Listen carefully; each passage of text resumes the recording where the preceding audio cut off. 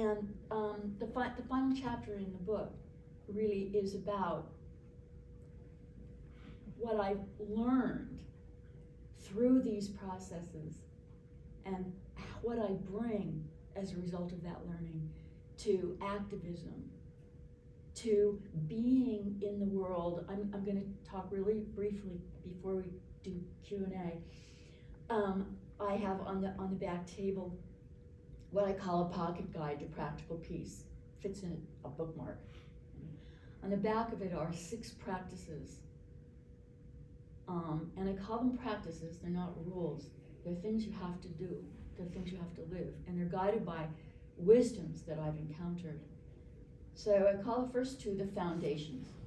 And they are mindfulness and compassion. And those practices prepare our mind and body, which are not separate things, to be available to that large-hearted, visionary, expansive moment when it arises. The next 2 practices I call peace in the moment. And they are gratitude, and I mean radical gratitude. I mean gratitude for everything that comes. And the thought behind that is it keeps us out of aversion and attachment, keeps us from pushing away stuff we don't want.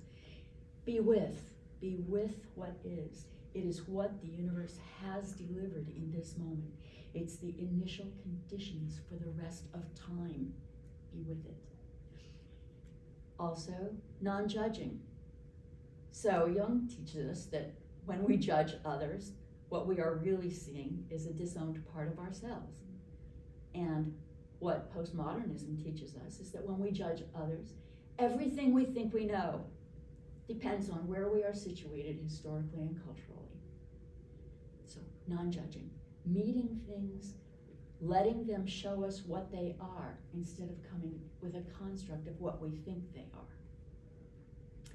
And the final 2 practices are peace in the world, and they are non-enmity. No matter what people are doing, and no matter whether we have to intervene to stop harmful acts, the posture in our hearts is of a willingness to imagine a different future. Non-enmity. And the final practice, action. We must take action in the world. And what I've learned from complexity theory, and there's one theoretical point I'd love everybody to take away. Scale does not matter. Act where you are. Do what appears before you. See what happens. Act in the next moment. So that's what I've really learned on my journey from gorilla to grandmother. And we can take questions or hear comments now.